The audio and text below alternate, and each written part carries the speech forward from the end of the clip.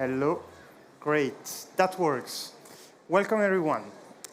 We are about to start a session of basically 1 hour and 15 around the title, which is Dynamics to Change Industries. I'm Francesco Bellino. I'm Managing Director at BCG, working essentially on climate and sustainability topics with our clients across Europe. The title is a bit complicated, Dynamics to Change Industry. Basically, the idea could have been summarized in, with a little help from my friends. Sustainability, we will spend the next 2 days talking about the stakes, whether it's climate, nature, social equalities. Across all these different challenges, it's more and more obvious that cooperating is not only necessary, but it's also the only way to get from ideas to impact at scale. In the session today, we will have 3 leaders from different industries who will share with you how they handle the cooperation to go faster into sustainability journey from food and beverage, from healthcare, from media. Then we will have a second panel specifically deep diving in the beauty and personal care industry, where retailers and brands will share with us a very recent initiative they are launching. But first of all, we start with the keynotes. So I will introduce Hala Hanna. She is Executive Director at MIT Solve. MIT Solve is a platform founded in 2015, which aims at putting together social innovators with companies to get a chance to very impactful projects to get funded and accelerate. Welcome, Hala.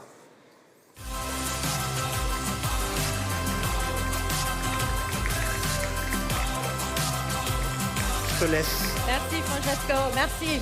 Bonjour Paris, bonjour. I'm Hala Hanna, Executive Director of MIT Solve. At Solve, I have the privilege to see thousands of innovative solutions to our climate challenge. And our mission is to find and scale the best. Like Alexia. Alexia was a young chemistry student working on native Hawaiian algae. And she discovered that this tiny red organism had a huge power. If you add it to stock feed, it would decrease methane emission by 90%. So yeah, in case you missed it, we're talking about gassy cows. But that's 6% of global gas emissions, so that can be revolutionary. From working with Alexia and hundreds like her, I wanted to share a few things that we learned, particularly when it comes to making an equitable climate transition. We think it will take a huge change in the way we think about innovation, about scale, and about risk. See, Alexia wears a coat, but we work with solvers who write code, who edit genes, who build robots, and many others don't. Like Mshila. Mshila grew up in Kenya in a community where you regularly get sick from drinking contaminated water. And he put together this filtration mechanism using plant roots, also known as a plant-based filtration system that uses biotechnology, phytoremediation, and hydroponics. You know what I mean. We need clean water wherever we are. The way we get to it in Paris may be different than the way we get to it in Nairobi, but this very simple technology works. It's scalable, it's affordable, and it looks beautiful. So whenever we're thinking about these couple of trillions in gap in financing to reach our climate goals, there are 2 ways we can think of reaching them. The first is, of course, to increase financing, which we sure should. And the second is to decrease the cost that it takes to get there. And for that, we need innovators like Mshila. And I know there are hundreds of innovators like this here today, like Mshila and Alexia. And every innovator is a ripple with the potential to become a wave. So recognizing these innovators is just the first step. Let's talk about rethinking scale. We've been conditioned to, idealize the big, the unicorn, the one. Sorry to break hearts, but we gotta stop looking for the one. It's about letting 1,000 flowers bloom, 1,000 ripples. It's about all of these solutions that we're gonna support so that together they equate to the biggest climate impact possible. And there are so many ways to scale. Some solutions are meant to stay local, like the crucial work that our innovators are doing around indigenous land rights. Some others, like Alexia, scale through replication. Others through franchising, like Gaia. Gaia is retiling dirt floors across thousands of households around rural Rwanda. And that basically dramatically improves the health of those families that live there. And it's 19 tons of carbon less emission than traditional build. And she's training hundreds of masons that will then go and do the work and improve their income. I want to give one more because of everyone who's here from corporations, of the panel that's right after. And of course, one huge way to unlock scale is partnerships. Stephanie Benedetto is one of our solvers. She created a marketplace that matches buyers and sellers of waste fabric to decrease waste in fashion. One of her early clients was Ralph Lauren. And Ralph Lauren has now diverted 92% of its waste away from landfill and incineration. Her clients now include Patagonia, Cotopaxi, Reformation, and also Victoria's Secret and Shein. That is how we change systems, with those kinds of players. And for all of you who are who's sitting in corporations, no matter where you sit, it's with partnerships with people like you. So this is what it will take. It's not about finding the one, it's about finding the many, and together the many ripples will become waves. And of course, for those ripples, for those innovators to survive and thrive, it takes capital. So let's talk about rethinking risk. When, of course, innovation is inherently risky, right? And actually, at Solve, one of our value add is often to signal that a de-risk an investment. And that's what happened with Gary Cooper from Chicago. Gary created a platform that gives a second life to industrial equipment surplus. And he was having a really hard time raising his first round. So Solve came in with a small check from our philanthropic venture fund. And that was then followed by a $2 million investment from Microsoft Climate Fund. Shout out to all of these organizations that I'm saying the name of, none of which we work with, so hopefully that will change, but they're being terrific supporters of our solvers. And within 2 years, Gary raised $20 million. And his platform has saved to date 75 tons of carbon from being emitted. I mean, once you start incorporating and taking into account the impact, all of these are a no-brainer. Especially that capital goes so much further in those places that we're talking about at the last mile. Gaia's floor paste costs $5 a house. One of our innovators, Housing Now, builds houses with bamboo in a week for $1,000. And yet these communities that have contributed the least to climate change are the ones suffering the most from its consequences. And I know you would agree, capital remains way too concentrated geographically, topically, and by type of entrepreneur. And over, what we see is that the difference between life and death of great ideas is the risk-taking of early supporters. Our portfolio of 300, there's about 20 of them that report on on carbon reduction. And it adds up to 2 million metric tons of CO2. And that's just us. That may be big, that may be small, depending on how you look at it, but that's just us. Imagine what we could do all together. And I think that's what's amazing about this conference, is that we are the ecosystem. There's thousands of us here. Imagine what we can do together. So I want to invite you to take a risk in the coming 2 days. Don't do anything crazy like driving in Paris traffic, rush hour. But hear a story of someone, take a risk on someone, invest in something bigger than yourself. And I know that together we become the unstoppable waves of change. Thank you very much. Merci. Thank you. Merci.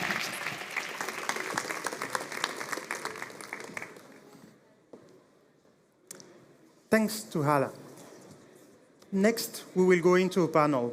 As I said, we want to talk really around how industries are tackling this topic of cooperation, collective action, and coalitions. So we wanted first to gather on stage, three different representatives, three leaders from different industries.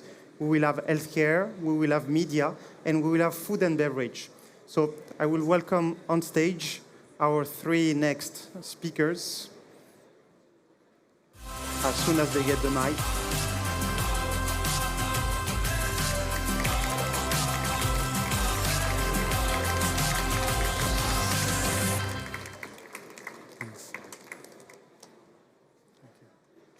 We are one more on the next, so let me get closer to you. Thank you very much. So very happy to welcome Ségolène de Marsac. You are from Sanofi Consumer Healthcare. You have actually two hats. Global General Manager of a brand, Enterogermina, and at the same time, Chief Sustainability Officer for the Group. Welcome, Pierre. You are the CEO or Chairman of le Groupe Parisien, Les Échos, Le Parisien. And Frédéric, you are CEO of Ruinart, well-known house of champagne. Great. So we will talk for the next 25 minutes about the different stakes specific to your industries and why cooperation is so important. Maybe let me start here. You all represent powerful companies, powerful groups. Some may say you have the resources, you have the awareness and the knowledge to really have an impact on sustainability. And yet, when we were preparing this session, all of you really stressed the necessity to cooperate within your ecosystems. So my first question is probably the same for each of you, meaning within specifically your value chain or your ecosystem, why do cooperation play such an important role, and what opportunities and maybe challenges you see behind it? Ségolène, maybe if you want to go first? Yeah, sure. Thank you. So indeed, it's a great question because we have a lot of challenges to drive the sustainability agenda. And I will focus on two, the most important ones in my view. The first one is climate change. As you know, climate and health are really connected. There is a systemic link between the two. And obviously, as the World Organization, Health showed recently in a study, we know that climate change will cause 250,000 additional diseases in the next years, such as diarrhea, for instance, or malnutrition. And it will also exacerbate some illness, for example, allergy. And that's why at Sanofi Consumer Healthcare, we'd like really to embrace the fight of inequality of air quality. And recently, and it was something that was, demonstrated at COP28, where health has a real place, we took a BRACE initiative, and we decided with a partnership with Groupe, an NGO, really to decrease the air pollution and to improve the quality of air in schools. And another one, very quickly maybe, I think it's the regulation and obviously the ability that we have to make changes at pace and at the pace that is needed in a highly regulated industry. So I don't know if you're aware, but at Consumer Healthcare, 87% of our products are OTC, so over the counter. So obviously there is a lot of regulation that is needed. And safety, efficacy, and quality will always remain the first priority that we have. But as you can imagine, the regulation is not the same everywhere across the globe, so it's taking time, to change at scale and to drive changes that we want to have. And for instance, just to give you two very concrete examples, we cannot use post-consumer use materials because of the medical grade, Or we know that today we decided to remove all the leaflets for food supplement, but today it's not allowed in some countries to do the same for drugs, because obviously we need to accompany especially elderly people who cannot have access to the information with digital solutions. So this is, I think, the two most important challenges that we have today. Thank you, Ségolène. Frédéric, moving to food and beverage, maybe. Well, coalition or collaboration is about value, it's about speed, I think it was said, but it's also a lot about know-how. I think there's a lot of know-how we don't have in face of those new challenges. I mean, in our industry, we are fighting against two fronts. On one hand, the product comes from the earth, you know, from the soil, and we are facing every day the impact of the warming climate, which has massive impact on the wine style, the quality. It has also massive impact on the soil, the quality of the soil. We used to say in Champagne that if there is one challenge we will not have, it is water, because it's, you know, normally raining a lot. Actually, since last year, we are also starting to face potentially water problem. And the last one as well on this front is social challenges. Now we have team members which have to harvest by 40 degrees, when 10 years from now, they were harvesting by 5 degrees under the water. Now it's 40 degrees at 6 o'clock in the morning. I mean, it's getting really challenging. And on the other hand, we're in an industry where we produce 100% in France by definition, but we export more than, in terms of the whole Champagne region, more than 50% of the production. And therefore, it is rather heavy bottles because of the pressure inside, so you need heavy bottles. So there is massive challenges in terms of transportation, CO2 carbon emission. Not mentioning that the recycling in the various countries is totally different. In France, we are quite very good, 86% recycling of the bottle, but you go to Japan, 5%, you go to the US, 25%, Canada, 20%. So we are sending bottles in countries where there is no recycling, basically. So that's an enormous challenge. Not mentioning the sand, which is becoming a rare product as well, resource, and we need sand to produce the bottles. So we have massive challenges that we need collaborations to solve. Okay. Maybe Pierre, when it comes to the media and the role you play, how do you see your role and the necessity to build cooperation and collaborations? Well, first of all, regarding the role, we have a lot of good stories that come from our colleagues. Our game is really to tell about the things that happen in the world. So we try to bring out the right facts, so have the good stories also from these people producing changes. We try to put the facts forward, and we try to help deciphering, understanding also what's going on. So actually, it's a mixed business of facts on the one hand and narratives on the other hand. And so we feel that with you know, the variety of newspapers that are within the group, Les Échos, Le Parisien, radio also, and many others, all of them in their own field have to give the narrative. It's not been, let's say, too complicated to have this narrative, since the changes have started happening so rapidly. I mean, over the last 5 or 6 years, everybody has understood what was going on and knows in which direction, you know, the planet is going. But the difficulty for us sometimes is that our newspapers, even if, let's say, every second French person will, over a month, be in contact with one of our titles, a newspaper is never as efficient maybe as one large Netflix series or one large movies.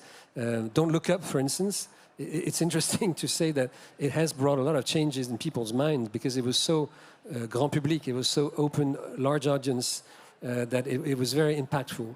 So we need to be telling stories consistently over years and years, sometimes adapt what we've said by saying, okay, guys, we were saying that it's going to take 5 years, but actually it's going to take 3 years before we have a problem. So you need to change the narrative also alongside the road. Because alongside the road you understand more about the events and the transformations going on. So when it comes to working together, it's not something that newspapers do very much in a way. We have unions in which we share a lot of things, but the stories are the stories, and the journalists, they want their own angles and they want their own way to tell about that.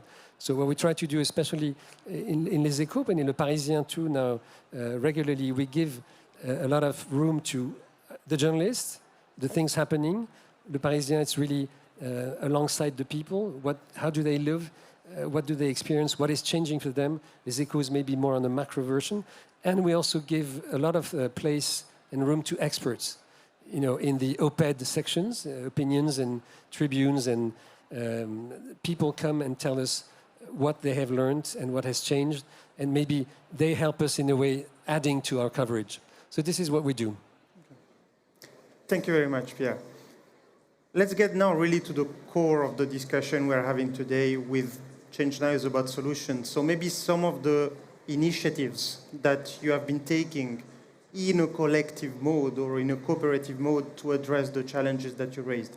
Frédéric, I will start with you. Well, first of all, we have in Champagne for a long time, when it was very difficult times, almost 100 years ago, we did set up an organization, the industrial body, which is called CAVC, which is a coalition, because basically we have all the maisons, part of it, and all the wine growers. So it really represents 100% of the Champagne. And we collectively take several decisions, critical decisions, certifications in Champagne, the yield that we decide every year, the protection of the appellation. So many different subjects are already taken decision by this body. But then beyond, we work with, I would not say maybe coalition, but more partnership. So we have example with suppliers. For instance, the Second Skin, which was the a bit of the revolutionary packaging we launched a few years back. We did collaborate with one supplier for 3 years to go on research and development on being able to develop this, because the know-how was not existing. We sometimes work with external specialists. I'm thinking about Reforest Action. When we started this vitiforestry project as well 5 years ago, we didn't have the know-how to replant trees in the vineyard. And this is where Reforest Action was specialist, and we work together. We have also example with laboratories or startups to measure biodiversity. Nowadays, we all know how to measure carbon emission, but we don't know how to measure biodiversity on the quality of the soil. And this is where we are working with 7 or 8 different, the Spygen, Genesis, or different laboratories in order to develop such a know-how. And last, we are developing a forum, a bit like this. Actually, ChangeNOW will also be part of this forum for the second part. It's Moi Tennessee, and we do develop a forum on the soil, World Living Soil Forum, where we are gathering all, people, industry, startup, laboratory from all over the world, specifically on the soil challenge. So we have a lot of different ways of addressing the challenges. And maybe you mentioned the suppliers, the partners, the innovators. While we were preparing the session, you also said, for instance, the Second Skin, how from an initiative with a supplier became a packaging format that then got expanded also to other maisons. Can you tell us a bit how the journey went from an innovative project into something that starts to be more broad? I think it was our first project that was maybe very impactful, because suppressing all the gift box, the existing gift box, which have been existing for 100 years in the Champagne region, to this Second Skin minimalist, it was quite of a risk on a massive change. And we saw that it was very important, and we agreed with the supplier that we should not protect the know-how, because it took us 3 years.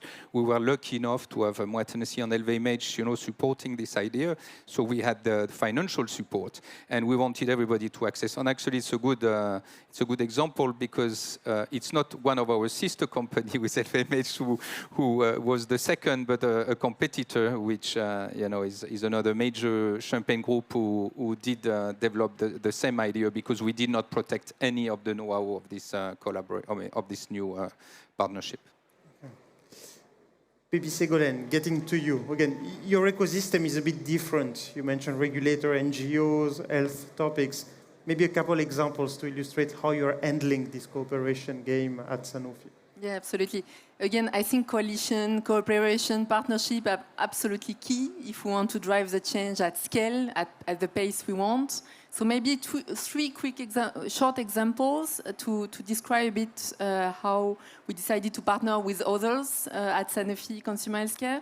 So the first one is on packaging. The objective really is to remove the blister, to remove the single-use plastic that we have in our products. And we decided to join forces with others recently, and we joined the Blister Collective and the Blister Consortium and the Bottle Collective in order to find new alternatives, sustainable alternatives to single-use plastic.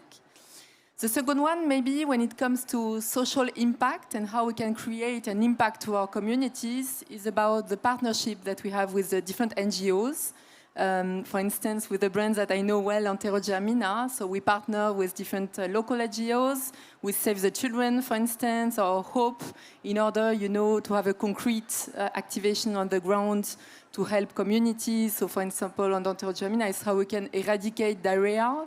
So, to install, for example, toilets, to provide some hygiene measures, some help to educate kids, on diarrhea. And what we did so far is that we helped 460,000 kids, and we really want to continue. And the last one, I would say that we created recently the Share Care Collective. So it's an advisory board, an external advisory board with 4 members with different backgrounds in order to challenge us, to help us, to think about how we can move forward, how we could, change the way we are operating, to get external feedback. Because obviously we want to have this challenger mindset and continue to accelerate the change when it comes to sustainability. And we need to do that with others, absolutely. Thank you, Ségolène. So, Pierre, your turn. You mentioned earlier that maybe cooperating between journalists and newspapers around that topic was not a traditional pattern, though you're also leading and are involved on some cooperation initiatives.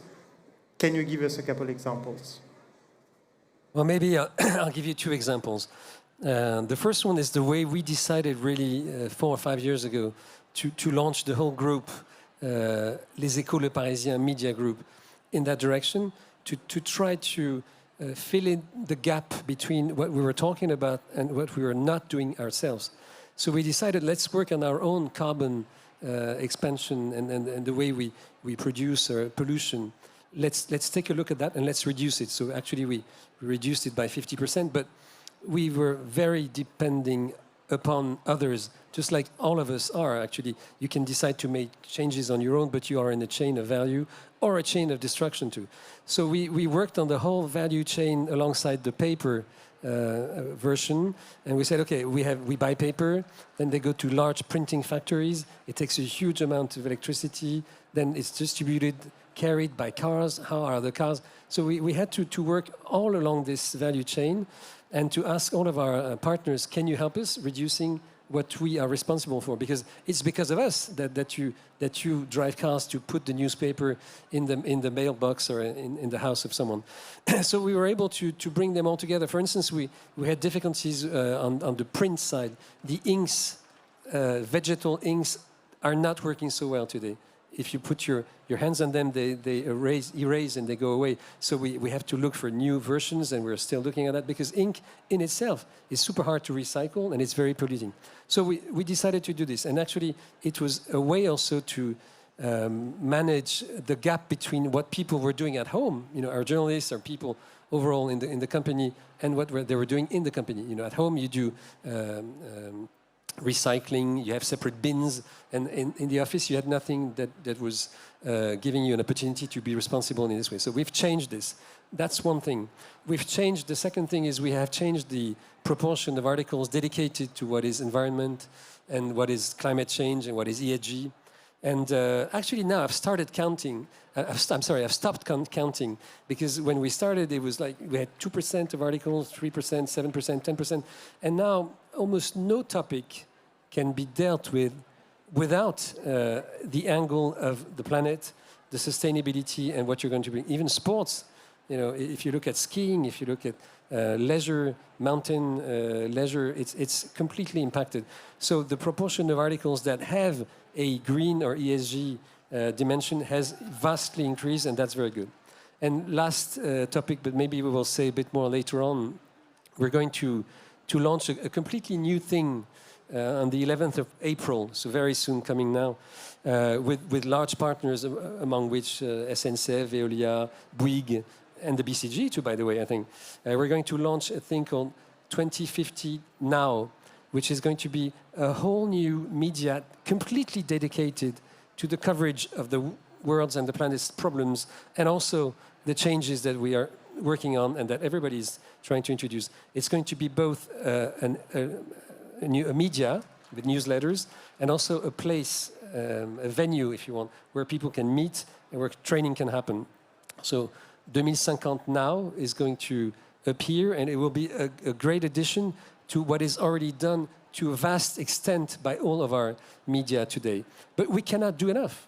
First of all, because the good news is that our readers are interested, and it's also what drives us. It's not something that we do against their will. We cannot seem to be giving them enough information about that. That's good, because as we mentioned, everybody's help is needed.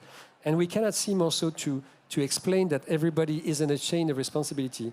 Even if Frédéric does huge and very successful efforts in what he does, if right next to the vineyard someone puts chemicals away, he will not be able to control that. So we need to be all responsible at the same time and work in the same direction. That's what we're trying to tell. Thank you, Pierre. The three of you mentioned different stakeholders with whom you are building the partnerships. I don't know. Oops. Okay. You mentioned the suppliers, you mentioned the NGOs, the employees of the company, and so on. One key to get things at scale is also the consumers or customers. And I was earlier at a roundtable around food, by the way, where it was really stressed the challenge that there is today to get consumers into changing their behaviors and adopting also more sustainable behaviors. Maybe building on your experience, how do you make it basically to also build that cooperation with your customers or the consumers to make sure that then whatever sustainable is developed within the companies can get scaled with your consumers or customers? Maybe Frédéric. Well, we have different programs, but I guess because we're running short on time, there is one which is maybe the most visible, which is our collaboration in the art world. So we like to work with engaged contemporary artists because we believe they have a way to express, to raise awareness, and to talk to your heart, or I mean to the heart of the people who sees the art pieces. And we believe that's a powerful way of really getting faster and faster the sensitivity of the general public. So we do work. We have different programs, and we do present them around the world, and that's critical. But maybe if I just take 20 seconds, I think the most important part is at the end of the day, I mean, you have the power to make the decision. We have the power every day as consumers to make the power and make your choice when you are in a store or in a restaurant or wherever to choose one product to another. And I think that's the most important. You're all convinced, but so many people are not convinced that we need to be extremely active in spraying this world. Thank you. Maybe Ségolène. Yes, I fully agree. I think everyone here is a change maker. So I think it's not only on us, but it's on everyone and each and every one of us here today. So to educate, to promote these sustainable behaviors, to influence regulators, to influence policymakers, to drive this change. And it was interesting because recently we put in place a partnership with TerraCycle, in the US and the UK. And we to recycle, the materials that is not today recycled. And we realized that only 9% of the waste that we expected was sent. So it shows that, there is still a long way to educate, to explain to consumers what to do, to promote, responsible use of medicine as well, as we were doing recently with the campaign on Doliprane. So it's really on us, on you. So we really count on you to help us to drive this change. Maybe Pierre, to you the final word. Ségolène just mentioned educate as one of the priorities. You as media, what role indeed can you play so that the consumers become also responsible consumers? Well, to follow up on educate, maybe it's a bad expression, but we need to educate the educators. So we spend now gradually more and more time with our HR, educating the journalists, actually, doing training. How do they cover? Which angles do they look for? How do they understand? So a lot of them have gone doing the climate frescoes, which helps you understanding more what's going on. So education is really the first thing. And the second, maybe my last word would be, it's not the first time that we're here, and ChangeNOW is an incredible event, growing. I think we have 30% more people this year than the previous years, which is fantastic. But it's really a call for action. We can have that many words, and we write those words in our papers and online, but we really need people to grab the things to do, and that's what we try to do. Our journalism is an action-oriented journalism. It's a call for action. It gives you the keys, it gives you the explanations. It's not imposing on you the fact that everything is going to go bankrupt. It's really telling you, how can you help? How can you be a player? How can you interact with change? And this is really what we're trying to do more and more, because I think it's the name of the game here. You need to change, and everybody needs to be a part of that. Thank you very much. Thank to the three of you for sharing your perspective with the audience. Thank you.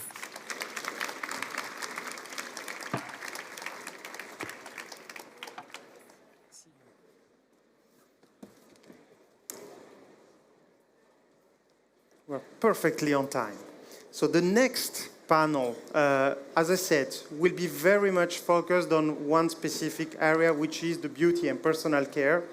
I will welcome in a few moments on stage four representatives of the beauty care value chain, from retailer down to brands, and they will share with you how they have been working together, actually addressing the last topic we just discussed, which is how to help consumer doing responsible choices when it comes to the category they play in.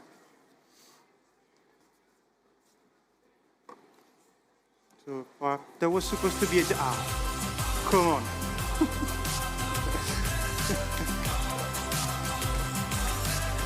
Please, bonjour Mathilde.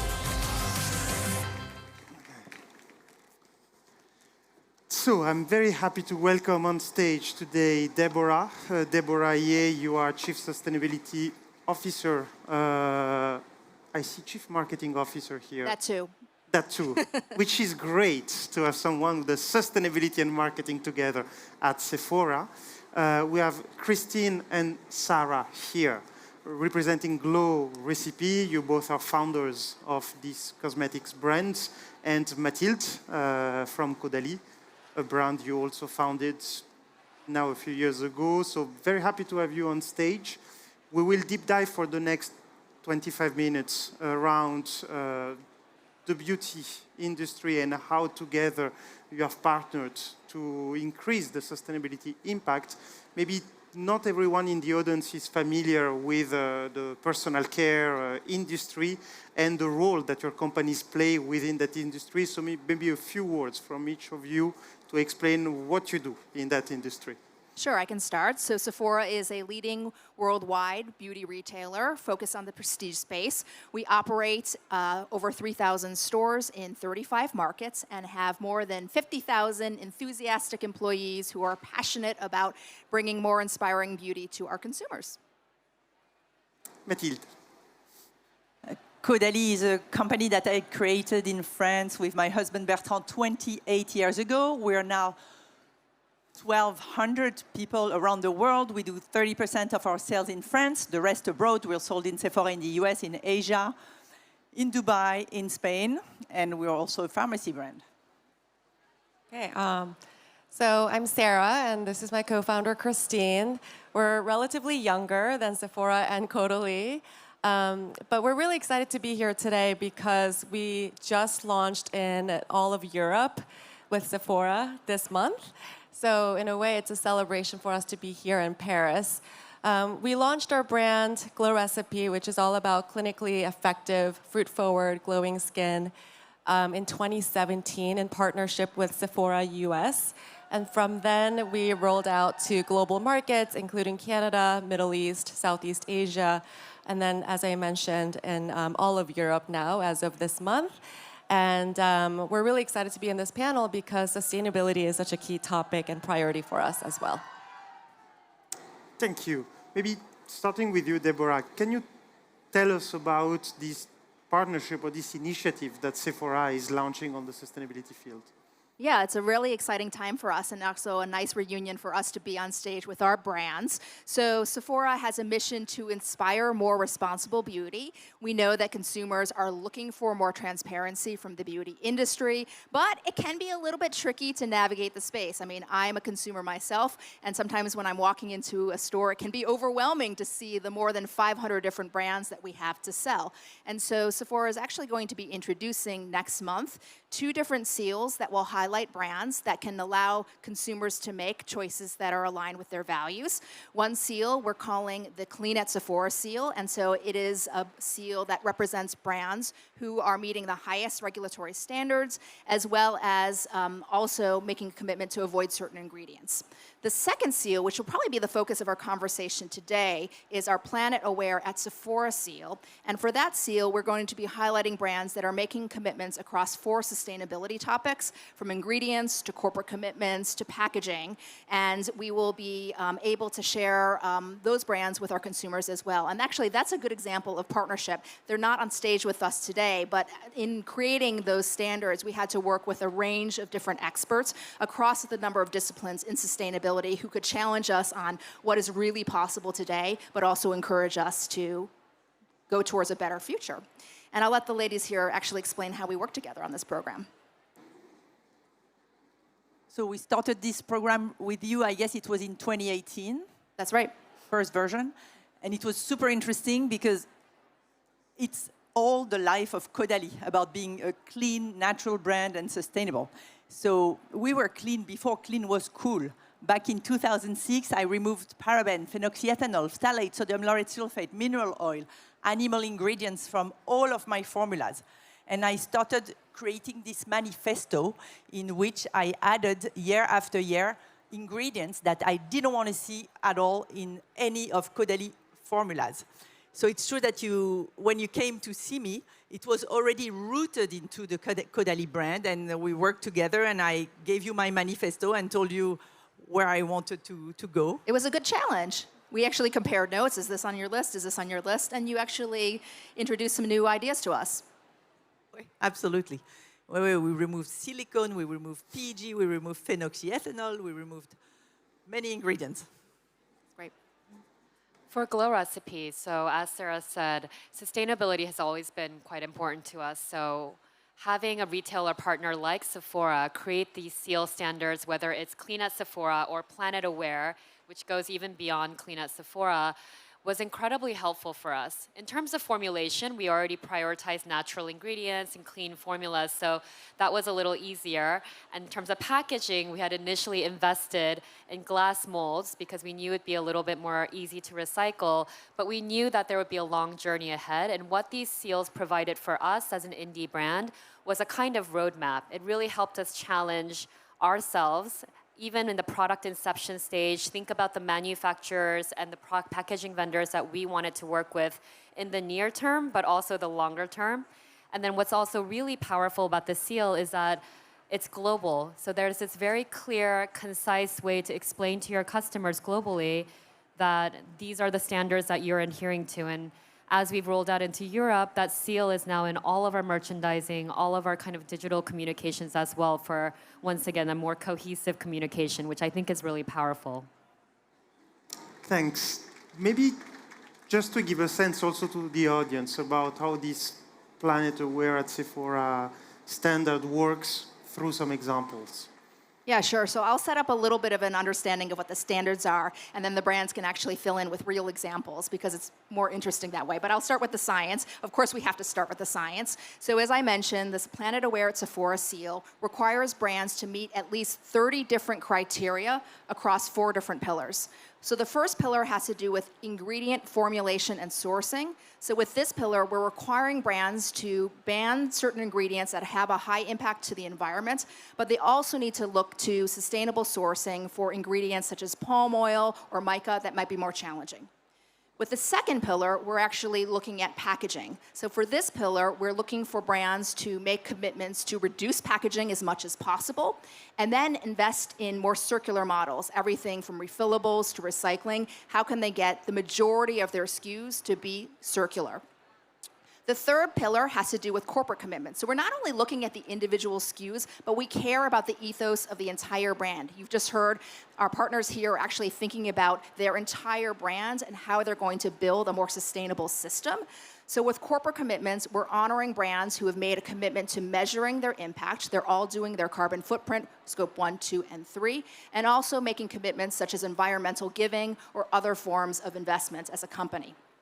And then finally, the fourth pillar has to do with consumer transparency, because we can make all of the rules, but unless we engage consumers in the change, it could be all for naught. And so for this transparency pillar, we're looking for brands to actually disclose ingredients and share with consumers information around the environment, such as how to recycle their packages.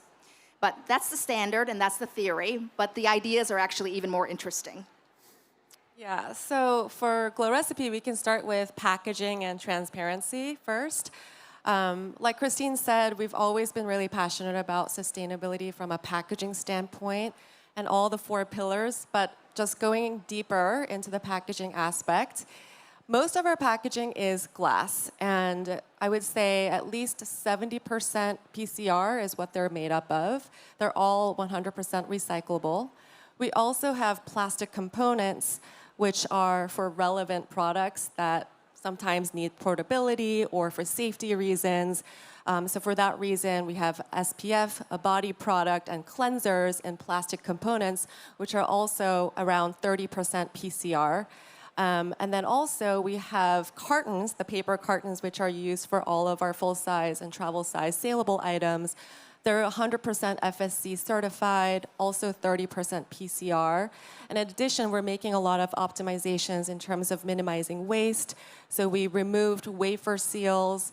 We're also removing plastic windows. If you look at holiday sets or gift sets, some of the boxes have clear plastic windows where you can see the products through them. We decided to remove them all as part of the Planet Aware initiative as well. We're also removing metal spring that was in the pump. So again, everything's more eco-friendly. And like you said, circularity, reusability, and recyclability is very important for us as well. So we have an initiative to have at least our moisturizers, the staple in your skincare routine, completely refillable. And I actually brought this product with me here, which we recently introduced, and maybe you can show how the refillable works. But this is our pink juice moisturizer made with watermelon and hyaluronic acid.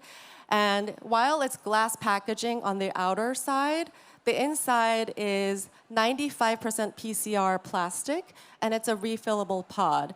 And by using this each time, you're actually saving at least 60 to 70% carbon emissions, as well as 85% waste. So it's a huge saving, and I think as a brand that really cherishes and prioritizes our community, who's very much aligned in terms of the values with our brand, we want to continue to educate and talk about the importance of refillables, why you should use this, and why it makes you part of the sustainable journey. And on the note of community, transparency is also incredibly important to us as a social-driven brand.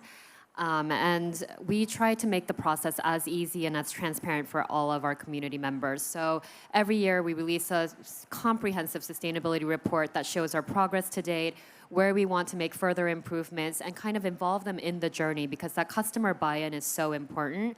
But we also do it at the point of sale, meaning the actual product carton, when you take it home, you undo it. There's a QR code that links to the page to talk about all of the things that Sarah mentioned around which components need to be washed out, placed in which recycling bin, and all the details you would need for that circularity process.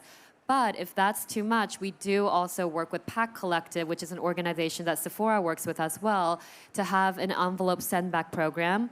And on our social media, we consistently speak about this, but also the fact that every Sephora store also has a recycling bin. So you're really getting an omni-channel experience. And we believe the sharing is so important because with some of the optimizations that were mentioned earlier, one of them was a smaller carton size. So we reduced our carton size anywhere between 10 to 30% over the last couple of years to make sure that we were using as little paper as possible. But when the customer sees this at the shelf, the product looks smaller. So that's a great example of really involving your community and transparent communication around why these decisions were made intentionally and then the implications it has for them and the brand. And for the ingredients and the formula, all the products Caudalie sold at Sephora are 95% minimum natural ingredients, and they all are super clean. We have this long no list of 73 ingredients now that we don't use in our formula, either because they are potential hormonal disruptor, or because they are irritating, or because they could be harmful for the environment, non-biodegradable from animal origin, for example. So this is a long list that we created. We also look closely at what Yuka is doing now, because it's true that we are following the same path. And as for giving back and commitment of the company, in 2012, we decided that we would give back, and we had a conversation with Ruinart, founder of Patagonia Sport Gear. And Yvon told us that he created the 1% for the planet, and it was the best decision of his life. And we decided to join. It was the year when they were launching it in France. And since then, we've been giving back 1% of our revenues each year. And we decided that with this money, we would plant trees. So approximately, it's 1 million trees per year. We've been planting 11 million trees and counting, and we're super proud of this initiative. So we plant in France, we plant in Europe, we plant in the US, we plant in Asia, in many different regions. And the second very big initiative, we believe that carbon is important, capturing carbon is important, but also, unfortunately, there is still plastic in our cosmetic packaging. And even though I want to remove completely plastic, I want to walk away from plastic, there is still plastic. Even though we're using better plastic, lighter plastic, sugarcane plastic, or PCR, there is still plastic. So we decided in 2020 that we would collect the same amount of plastic that we're using. And we do that in Indonesia with Tristan Lecomte. And each year, we are collecting the same amount of plastic than we are using. And we're recycling it and offering it under the form of bricks to the local population there. Thank you, Mathilde. Very quickly, also for the sake of time, I think it's clear and it helps us to understand how you have been designing and how this has impacted, this label, your products and the brands. Very concretely, maybe for you, Deborah, how will this show up in Sephora retail or e-commerce? That's right. So it was a 2-year development process, but we are now just able to bring it to the consumer. So it's showing up in a store near you. It will arrive in North America and in Europe in April. And then we are going to scale this program because it is a global set of standards around the world, ending in China in 2025. As of this speech today, we have more than 130 Clean at Sephora brands and 40 Planet Aware at Sephora brands. And how do you see such initiative really bring impact at scale in your industry? Yeah, I mean, we really aspire to give consumers transparency into the choices they're making, but also hopefully move our brand community forward along with us in the journey. One question that often comes when these labels are built is also the tension you may have or the trade-off, let's say, between pushing sustainability and delivering the profits, the business, and so on. When thinking about this kind of project, how do you reconcile the two dimensions, the business one and the sustainability one? Yeah, I can start and maybe the rest can fill in. Already I mentioned that there are about 500 different brands at Sephora, and only 40 of them are Planet Aware. So already we're talking about an inherent tension between breadth and scale versus actually setting high standards for ourselves. And we actually had a lot of conversations as a team about how we were going to set the level. We wanted something that we could all aspire to, but we also need to make sure that we can, have brands participate. So in the end, we decided we were going to set tough standards, and brands that could engage now, we warmly welcome. today, and that brands that couldn't, we would continue to educate, inform, and hopefully they could join us in the journey at a future date. Pre-COVID, we have been working with other brands. There were five of us, and we created We Are Allies. And our green packaging engineers would reunite, and we would share the best practices. And this is how we ended up with packaging which is refillable and or recyclable and or PCR, recycled.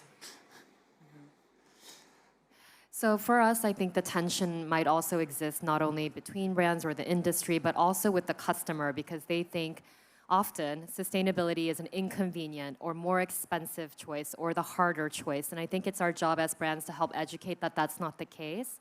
So we do spend a lot of time, especially on social, educating why it can be a fun, a surprise and delight moment, really depending on the gesture. And a good example of it is a lot of our glass bottles were just organically being upcycled on social media, and people were putting flowers in them or their barrettes or different ways to reuse and give this bottle a new life. And I think that's a good example for us as a brand to kind of disseminate, because that once again makes this journey more joyful, more easy. We have the same kind of experience with people painting our moisturizers and calling them forever moisturizers, because the jar will be with you forever. So it's a little extra step that makes the journey a little bit more cohesive and inclusive of everyone. Thank you. And actually, my last question is for you, Mathilde, Christine, and Sarah, really about maybe some advice you could give to other organizations who want also to embark in such a journey to elevate their sustainability standards. Yeah, I mean, it's a pretty challenging journey, to say the least, and it's never going to end. So you have to really anticipate that this is going to be a long one. But I would say a few things. First, find the right partner. And what I mean by that is it could be a retailer, it could be your supplier or manufacturer that are aligned in terms of being environmentally conscious and really thinking about sustainability as a top value. And I think that really helps to synergize what you're trying to communicate and amplify that message, but also with your supplier and your manufacturer. They can really help from the very briefing stage, understand what your goal is, what your mission is, and come to you on the table with, let's say, farm practicing that's like great for the formulations when you're sourcing ingredients, or manufacturers that are more energy efficient so that you're minimizing waste. So I think there is a very fundamental starting point that can help you with that journey. And then secondly, ask for advice and expertise. Deborah mentioned that she worked with a lot of experts with the Planet Aware seal. But this is a space that can be very confusing, and there's a lot of information. So anyone that's just starting this entrepreneurial journey with this passion, make sure that you have a tribe of people that you can go to and ask for mentorship and expertise. And then lastly, I think building an environmentally conscious community is very important too, and that's something that really helped build and shape our brand as well. It's been such a key driver for our growth and success so far to really have this open dialogue with our community and keep them updated on all the progress that we're making. And no small step is too small. Just do it. You figure out how to. It's the only way to go. Thank you very much. Thank you all for sharing the insights and your experience, the challenges and the solutions as well throughout the journey. And I'm sure we will continue to hear about both the label and the initiatives of your brands moving forward. Thank you. And thank you all.